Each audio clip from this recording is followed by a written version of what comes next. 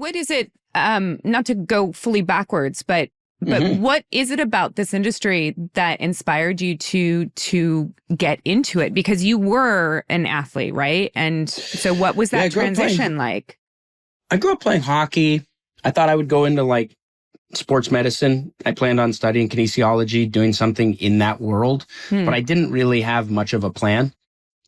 And I did commercials when I was a kid. My mom got my sister and I into it because we didn't have any money. And summer before 11th grade, I got my first movie audition, which was for Cheaper by the Dozen 2. And I just happened to book it. And it was one of those things where I shot for 2 months. I couldn't really screw it up because I didn't have more than a couple lines. It was more just kind of like, go be on that jet ski in the background today. Like it was the easiest job in the world. And it was more money than I had ever seen. And I was like, okay, well, this was really fun. I would love to try and do this. And that was just kind of that foot in the door. I started to take some on-camera classes and workshops in Toronto. I booked a little show called Life with Derek, which was a Disney show that shot in Toronto and was on Family Channel here. And that gave me enough press to put together a little kit and get my O1 visa and move out and give it a shot. But it was kind of like just a steady progression of, I'll just try this. Oh, this was fun.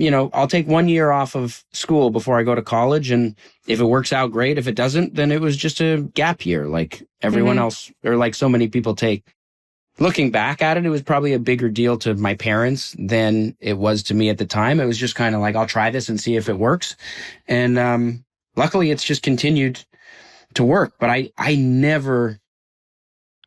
before that audition, I never even remotely considered acting to be something that I could do for a living. This show is brought to you by BetterHelp. Okay, guys, let's be completely honest for a second.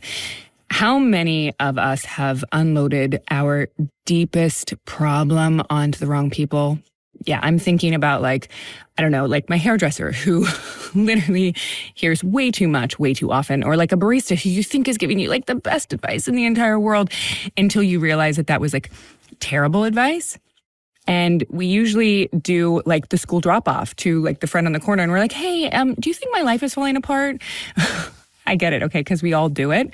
And while it's kind of funny, the truth is those people, they're not therapists.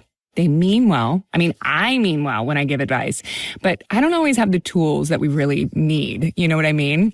And that's why BetterHelp is the better way to go. It's actual therapy with licensed professionals, people who have trained to help with anxiety, relationships, depression, parenting, whatever you're going through. They've been connecting people with the right therapist for over 10 years. And they've got the numbers to back it up. 4.9 stars across 1.7 million reviews. That's wild. And the best part, BetterHelp does the heavy lifting for you. You answer a short questionnaire and they match you with someone who actually fits what you were looking for. And if it doesn't feel right to you and it's not a good fit, that's okay. You just switch. So there's no awkward breakup. There's just click, move on. It's all online, super flexible, and you can literally pause anytime if life gets too busy. With over 30,000 therapists and 5 million people helped worldwide, it's the largest online therapy platform out there. As the largest online therapy provider in the world, BetterHelp can provide access to mental health professionals with a diverse variety of expertise. Find the one with BetterHelp. Our listeners get 10% off their first month at betterhelp.com/Sackhoff. That's BetterHelp, HELP.com/Sackhoff.